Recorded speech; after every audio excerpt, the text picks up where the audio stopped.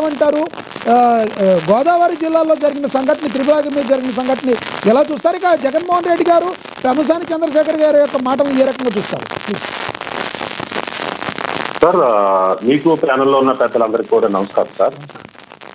Sir, అస్తమాను పెమ్మసాని చంద్రశేఖర్ గారు జగన్మోహన్ రెడ్డి గారు తిట్టారా, జగన్మోహన్ రెడ్డి గారు పెమ్మసాని గారు తిట్టారా, టీడీపీ వైసీపీ తిట్టిందా, వైసీపీ టీడీపీ తిట్టింది, ఇద్దరు కలిపి జనసేన తిట్టారా అనేది కాకుండా ప్రజలకు జరుగుతున్న నష్టాన్ని హిందూ మతానికి, క్రైస్తవ మతానికి రాబోతున్న కులకిచ్చు గురించి కూడా కొంచెం చర్చించాం సార్, మీరు అనుమతిస్తే. రైట్. మొట్టమొదటిగా మన లక్ష్మీనాథ్ గారికి ఒక ప్రశ్న అడుగుతున్నా. మా జన సైనికులు దెబ్బతిన్నారు అంటున్నారు కదా, అక్కడ గొడవ జరిగిన ఏది మన త్రిపుల్ ఆర్ గారికి దెబ్బలు తగలేదు, త్రిపుల్ ఆర్ గారి సామాజిక వర్గానికి దెబ్బలు తగలేదు, త్రిపుల్ ఆర్ గారి పార్టీ టీడీపీ కార్యకర్తలు ఎవరికి దెబ్బలు తగలే. అక్కడ ఎవరో ప్రెజెన్స్ లేదు. ఓన్లీ జనసేన వాళ్ళే ఎత్తుకున్నారో, జనసేన పార్టీ వాళ్ళకే ఎంతకలు దెబ్బ తగిలి. దీనికి కారణం ఏంటి? దీని వెనకాల ఏమన్నా కుట్ర ఉందా? జనసేనకే ఇది హిందూ అంటే తెలుగుదేశంలో హిందువులు లేరా, వైఎస్ఆర్సీపీలు హిందువులు లేరా అంటే హిందువులకి జనసేనకి లింక్ పెడదామనా, లేదా జనసేన ఇరికించడం కోసం టీడీపీ వైసీపీ అక్కడ ఉన్న వాళ్ళ స్థానికులంతా కలిపి జనసేన నాయకులకి అటాక్ చేశారా? అసలు దీని వెనకాల కుట్ర ఏంటనేది జనసేన తెలుసుకుంటుందని భావిస్తున్నాను. తెలుసుకోలేకపోతే అది ఆలస్యం, నేనేం చేయలేను. రెండోది, మన సోదరులు ఎవరు లక్ష్మణ్ రావు గారు మాట్లాడుతూ పవన్ కళ్యాణ్ గారు వచ్చిన దాకా రాష్ట్రం నాశనం అయిపోయిందట. ఒక పార్టీ అధికార ప్రతినిధిగా ఒక దళిత సోదరుడికి ఏం చెప్పాలంటే, పద్ధతి కాదు, తప్పులు ఎవరిదైనా ఉంటే మనం తేల్చుకొని కూర్చొని తేల్చుకోవాలి. కానీ ఒక హిందూ రాజ్యంలో హిందూ గుడికి వచ్చి వాళ్ళ మీద రాముడు పుట్టిన రోజున, రాముడి కళ్యాణం జరుగుతున్న రోజున, రాముడి పట్టాభం జరిగిన రోజు మాలేస్తే మీరు దాడి చేయడం తప్పు, దీన్ని ఖండిస్తున్నామని చెప్పడం పోయి పవన్ కళ్యాణ్ తిడుతున్నాడంటే తెలుగుదేశాన్ని చెప్పకుండా అసలు వైసీపీకి తెలుగుదేశానికి ఉన్న సంబంధాలు ఏంటి? మూడోది, పోలీసులు ఎక్కడున్నారు సార్? ఎందుకని అక్కడ మీరేదో కొన్ని పంపించిన అందులో బయటికి చూస్తుంటే బాబుకు జాయిగా కొట్టుకుంటారా అన్నట్టుగా నాకు అనిపించింది ఆ వీడియోలు చూస్తుంటే. అంటే ఇంటెలిజెన్స్ ఏమైంది సార్? రాష్ట్రంలో అసలు ఇంటెలిజెన్స్ ఉందా? రాష్ట్రంలో పోలీస్ వ్యవస్థ ఉందా? అసలు హోమ్ మినిస్టర్ గారు ఎవరు సార్? ఏం యాక్షన్ తీసుకుంటున్నారో? ఒక హిందూ రాష్ట్ర ఇప్పుడు మీరు దళితులు ఉన్న చోట, మన వెంకటేష్ గారు కూడా చెప్తున్నారు, నా బెస్ట్ ఫ్రెండ్, దళితులు ఉన్న చోట హిందూ ఉండకూడదు, తర్వాత వార్త లేదు కాబట్టి వెళ్ళకూడదు అంటున్నారు. మరి దళితులు ఉన్న చోట చర్చి తీసేద్దాం, పోలే మనం వెళ్తాం, నేను కూడా వస్తా. మరి హిందువులు ఉన్న చోట చర్చిలు పెడతారు, అన్ని తీసేయండి, మొత్తం పొడిచేయండి.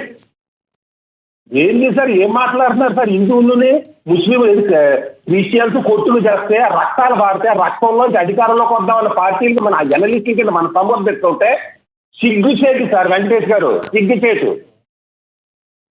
నేను మళ్ళీ చెప్తున్నాను సార్, దళితులకి అధ్యక్షుడు ఉంటే ఉండొచ్చు, కాదని అంటే గొడవకి కారణం ఉంటే ఉండొచ్చు.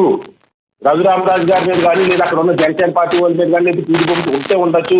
దానికి సామరస్యంగా కుర్చీని పరిశీలించుకోవాలి. కానీ నేతులతోటి, కర్రలతోటి, కత్తులతోటి దాడి చేయడం అనేది రాబోయే ముందు అశాంతి ప్రబలడానికి కారణం అవుతుంది.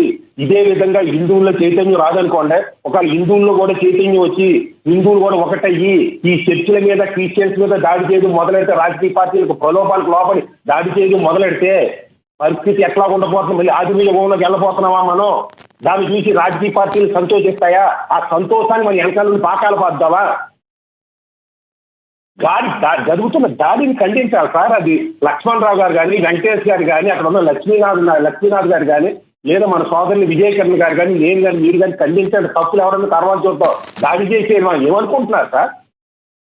ఖర్చులతో దాడి చేసేస్తారు. ఇవాళ మీకు అంత కదా మీరు దాడి చేసేస్తే పోలీసుల వైఫల్యం, ప్రభుత్వం వైఫల్యం. ఇది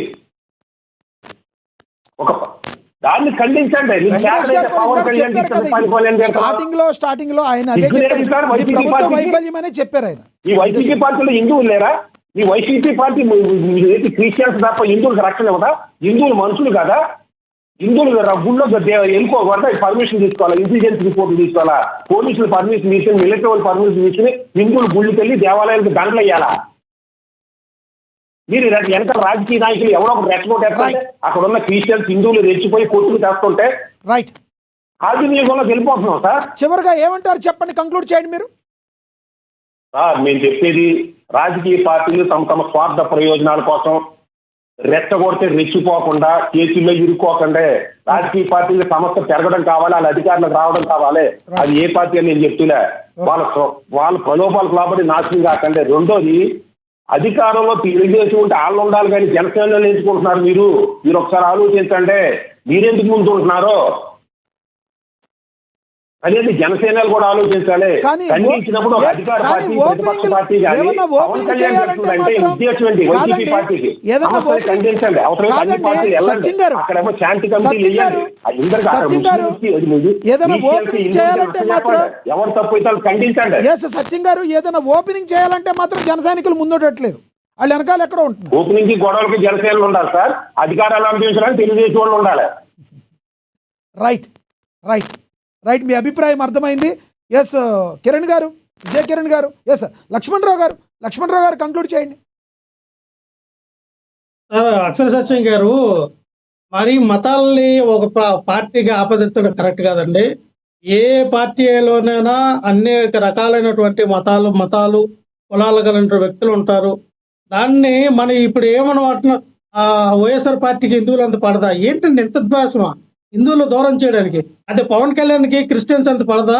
పవన్ కళ్యాణ్ గారికి మైనార్టీ కనీసం రంజాన్ వినండి సార్, వినండి మీరు మీరే అన్నారు కదండి లక్ష్మణరావు గారు, రంజాన్ వేడుకలో ఎందుకు పాల్గొలేదో వినండి. మీరు లక్ష్మణరావు గారు మీరే అన్నారు ఇందాక కులాల మతాల మధ్య చిచ్చు పెట్టింది పవన్ కళ్యాణ్ గారు, మీరే మాట్లాడారు. నేను అలా అన్నా, పవన్ కళ్యాణ్ వ్యక్తి వచ్చిన తర్వాత కులాల మతాల మధ్య చిచ్చులు పెరిగినాయి.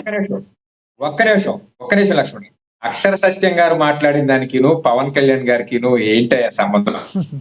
ఓటు తోలు తీర్చుకోవడానికి ఏదో మాట్లాడితే మీరు పవన్ కళ్యాణ్ గారికి క్రిస్టియన్స్ అంటే పడదంటారు ఏంటి? ఆయన ఇంటిలో ఎందుకంటే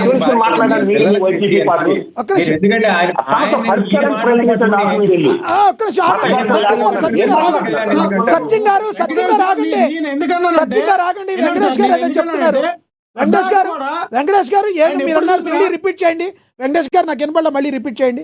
లక్ష్మణరావు గారిని అడిగింది అక్షర సత్యం గారు మాట్లాడిన దానికి పవన్ కళ్యాణ్ గారికి క్రిస్టియానిటీకి ఏంటండి సంబంధం? పవన్ కళ్యాణ్ గారికి క్రిస్టియానిటీ లేకపోతే క్రిస్టియన్స్ అంటే పడదు అనేటువంటి ఒక ప్రకటన ఏదైతే ఉందో అది తప్పండి. అసలు ఈయన మాట్లాడిన దానికి ఈయన వరకే సమాధానం చెప్పండి, కానీ దాన్ని తీసుకెళ్లి ఈయన వాయిస్ ని జనసేన వాయిస్ గా మాత్రం మీరు గుర్తించొద్దు. అండ్ ఇప్పుడు ఎలా మాట్లాడతారండి? వైఎస్ఆర్ పార్టీకి ఎలా మాట్లాడేస్తారు అంటే వైఎస్ఆర్ పార్టీకి హిందువులంతా పడదన్నట్టుగా మాట్లాడిస్తే ఒప్పేసుకోవాలా? ఆయన వ్యక్తిగత అభిప్రాయం నేను అందుకేనండి దాని తగ్గట్టుగా అన్నా. ఇప్పుడు వెంకటేష్ గారు పవన్ కళ్యాణ్ అది ఎలాగైనా అర్థమండి. నేను అందుకంటే ఇప్పుడు అలా మాట్లాడితే పవన్ కళ్యాణ్ గారి గతంలో పార్టీ పెట్టినప్పటి నుంచి ఎప్పుడు చూసినా ఆయన వెళ్ళి ఇక రంజాన్ వేడుకలో పాల్గొని ఇగో ఆయనేమో చక్కగా మైనార్టీ సోదరులు ఇచ్చినటువంటి వాళ్ళ యొక్క విందు భోజనాన్ని ఆస్వాదించేవారు. మరి ఈ సంవత్సరం ఎందుకు చేయలేకపోయారు? ఎందుకు వెళ్ళలేకపోయారు? ఎందుకండి మరి రంజాన్ వేడుకలు ఎందుకు పాల్గొలేదు? అటు చూస్తే నారా చంద్రబాబు నాయుడు గారు, నారా లోకేష్ గారు, ఇటు చూస్తే మొత్తం అన్ని పార్టీ వారు వెళ్ళారు.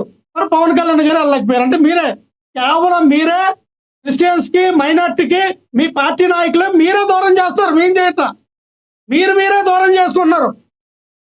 మాకే అవసరం అంటే నేను ఒకటే చెప్తా ఉన్నా, ఒక రాజకీయ పార్టీ పెట్టినప్పుడు ఏ అధ్యక్షుడికైనా అన్ని మతాలని, అన్ని కులాలు, అన్ని ప్రాంతాలే సమానంగా చూడాలి కూడా. అంతేగాని మనం ఒక మతాన్ని ఒక కులాన్ని అర్థమైంది. సమయం అయిపోయింది. ఎస్ మీ అభిప్రాయం అర్థమైంది, మీ ప్రశ్న అర్థమైంది. కిరణ్ గారు కంక్లూడ్ చేయండి.